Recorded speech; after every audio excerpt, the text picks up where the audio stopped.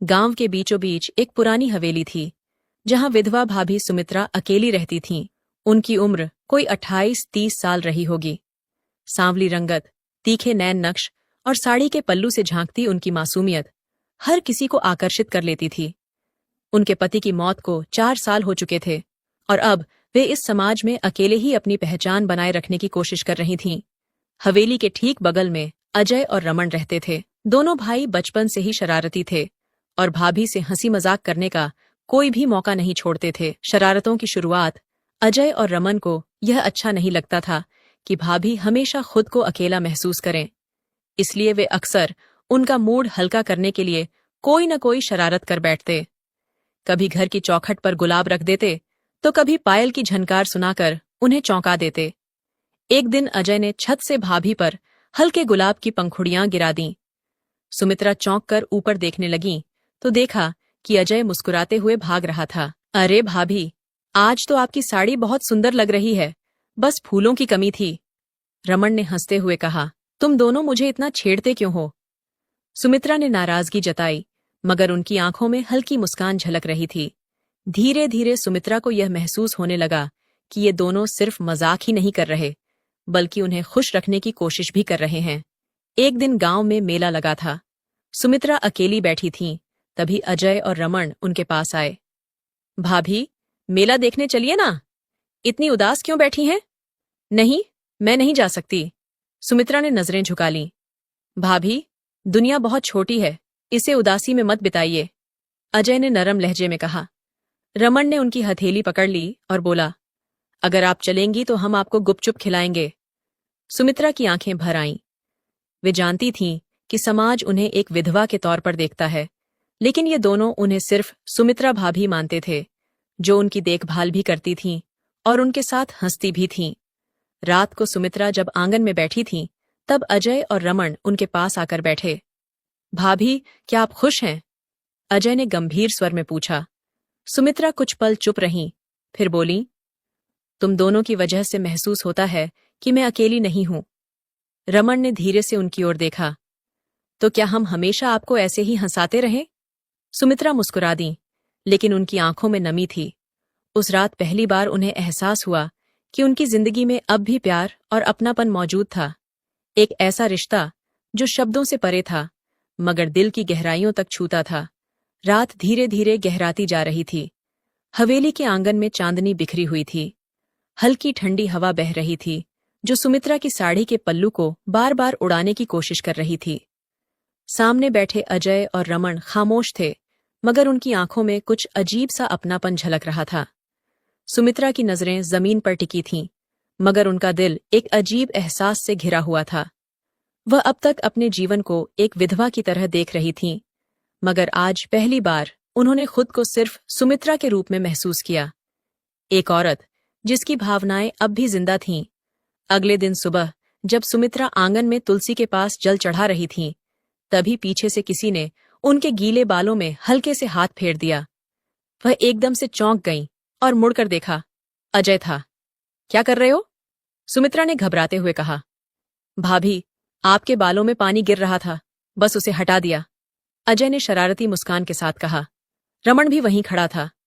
वह हल्के से मुस्कुराया और बोला, भाभी, आप जब भी बाल खोलती हैं तो लगता है जैसे चांदनी में रात की रानी खिल रही हो। सुमित्रा एक पल के लिए स्तब्ध रह गईं।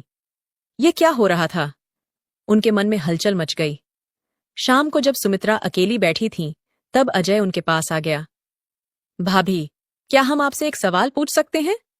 अजय की आवाज में गंभीरता थी। क्या? सुमित्रा ने धीरे से कहा। अजय उनके बिल्कुल करीब आ गया। अगर समाज की कोई बंदिश ना होती तो क्या आप हमारी तरह हंसती, हमारी तरह जीती? सुमित्रा की सांसें तेज हो गईं। उनका दिल जोर से धड़कने लगा। रमन भी आ गया और धीरे से बोला, भाभी, हम आपको खुश देखना चाहते हैं, लेकिन क्या आप भी खुश रहना चाहती हैं? सुमित्रा की आंखों में आंसू आ गए। उनके मन में वर्षों से दबी भावनाएं उमड़ने लगीं। वह क्या चाहती थीं? क्या वह सिर्फ समाज की बंदिशों में बंध कर रह जाए, या फिर अपने दिल की सुने? उस रात पहली बार सुमित्रा अपने कमरे में अकेले बैठकर खुद से सवाल करने लगीं। उनकी धड़कनें बेकाबू हो रही थीं।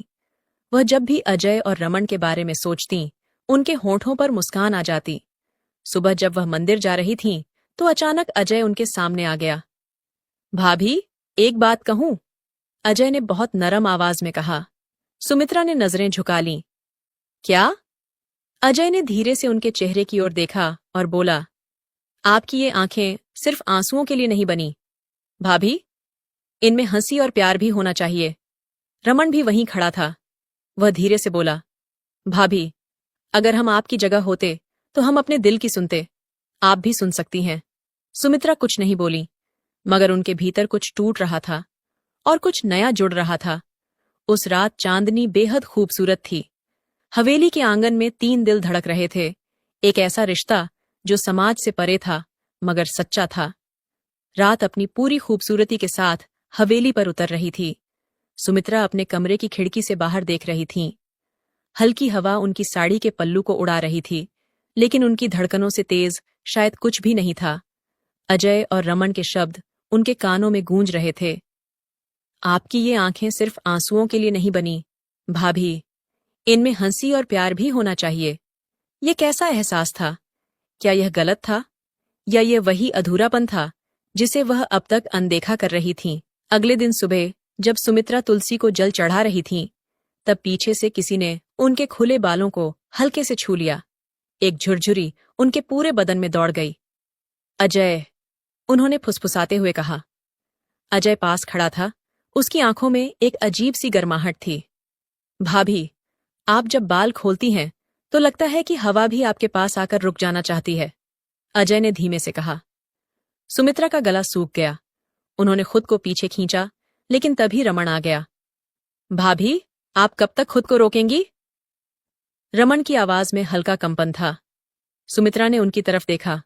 उनकी आंखों में अब भी वही शरारत थी, लेकिन आज उसमें एक अलग गहराई थी।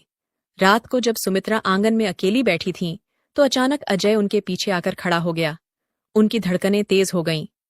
भाभी, अगर मैं कुछ कहूं तो क्या आप नाराज होंगी? अजय की आवाज बहुत धीमी थी। क्या? सुमित्रा ने घबराकर कहा। अजय धीरे धीरे आगे बढ़ा और उनके ठीक पीछे खड़ा हो गया। उसकी गर्म सांसें सुमित्रा की गर्दन को छू रही थीं। आपको देखे बिना अब रहा नहीं जाता, अजय ने हल्के से कहा। सुमित्रा का पूरा शरीर कांप उठा। उन्होंने खुद को रोकने की कोशिश की, लेकिन उनकी आंखें बंद हो गईं। रमन भी वहीं था। उसने धीरे से सुमित्रा की हथेली अपने हाथ में ले ली। भाभी, क्या आपको भी हमारा इंतजार रहता है? सुमित्रा ने कोई जवाब नहीं दिया। उनकी तेज धड़कनें ही सब कुछ कह रही थीं। अजय ने धीरे से उनके गाल को छू लिया।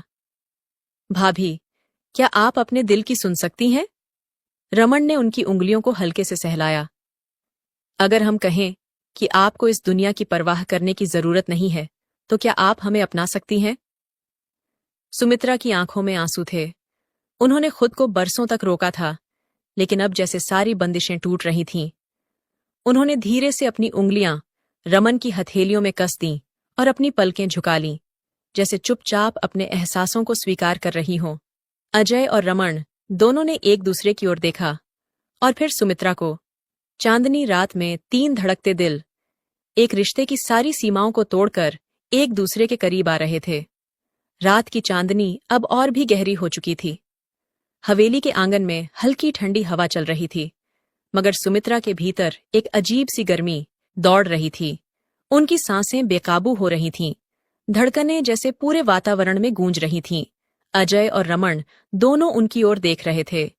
उनकी आंखों में अब शरारत से ज्यादा कुछ और था, एक अजीब सी तड़प, एक ऐसा एहसास जो शब्दों में नहीं बन सकता था।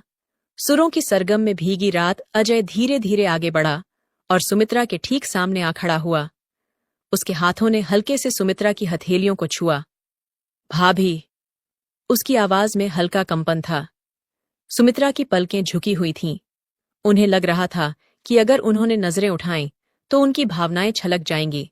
रमन ने धीरे से उनके खुले बालों को अपनी उंगलियों में उलझा लिया। भाभी, अगर हम आपको हमेशा इसी तरह देख सकें तो? सुमित्रा ने कोई जवाब नहीं दिया। उनके भीतर जो ज्वार उमड़ रहा था वह शब्दों से परे था। अजय ने धीरे से उनकी हथेली को सहलाया और सुमित्रा की रूह तक एक सिहरन दौड़ गई।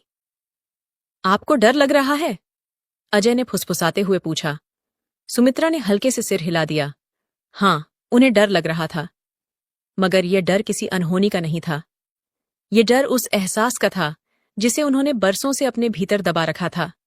रमन ने उनकी ठुड्डी को हल्के से ऊपर उठाया, जिससे उनकी आंखें अजय की आंखों से मिलीं। उन आंखों में सिर्फ चाहत नहीं थी, एक वादा था, एक भरोसा था। भाभी, हम आपको सिर्फ हंसाना नहीं चाहते, हम आपको अपना बनाना चाहते हैं, रमन ने धीमे से कहा। आत्मसमर्पण की ओर बढ़ते कदम सुमित्रा की आंखों में नमी आ गई। बरसों की तन्हाई, बरसों का अकेलापन, आज जैसे किसी ने उसे अपने आगोश में भर लिया हो। अजय ने धीरे से उनकी कलाई को अपने हाथों में लिया और महसूस किया कि उनकी धड़कनें कितनी तेज चल रही थीं। अगर हम कहें कि हम आपको जिंदगी भर ऐसे ही संभालना चाहते हैं, तो सुमित्रा की सांसें अटक गईं। वह कुछ बोलना चाहती थीं, मगर शब्द गले में अटक गए। रमन ने उनकी पीठ पर हल्के से अपना हाथ रखा और उन्हें अपने करीब कर लिया। भाभी, क्या हमें आपका साथ मिलेगा? सुमित्रा ने अपनी आंखें बंद कर लीं। वह कुछ नहीं बोली, मगर उनकी चुप्पी ही उनका जवाब थी। चांदनी रात में 3 आत्माएं एक दूसरे में समाती जा रही थीं, बिना किसी बंदिश, बिना किसी झिझक, सिर्फ प्यार और एहसासों की गहराई में डूबती हुईं। सुमित्रा की आंखें बंद थीं, मगर उनके भीतर के तूफान को अजय और रमन दोनों महसूस कर सकते थे। रमन ने धीरे से उनकी हथेलियां थाम लीं। भाभी, क्या आप हमें अपनाने के लिए तैयार हैं? सुमित्रा की पलकें कांपीं। उन्होंने हल्का सिर झुका लिया, जैसे उनकी चुप्पी ही उनका जवाब थी। अजय ने मुस्कुराकर उनकी आंखों में देखा। अब आपको कभी अकेला महसूस नहीं होने देंगे। सुमित्रा की आंखों में हल्के आंसू छलक आए, लेकिन ये आंसू अकेलेपन के नहीं, एक नए रिश्ते की स्वीकृति के थे। उस रात हवेली की चांदनी में 3 दिलों की धड़कनें एक साथ गूंज रही थीं, बिना किसी बंदिश, बिना किसी डर के। एक नई सुबह के साथ एक नया रिश्ता जन्म ले चुका था, जो समाज के बंधनों से परे, मगर भावनाओं में गहराई से बंधा था। तो दोस्तों, आपको यह कहानी कैसी लगी, कमेंट करके जरूर बताएं। मिलते हैं नई कहानी के साथ। अपना ख्याल रखें।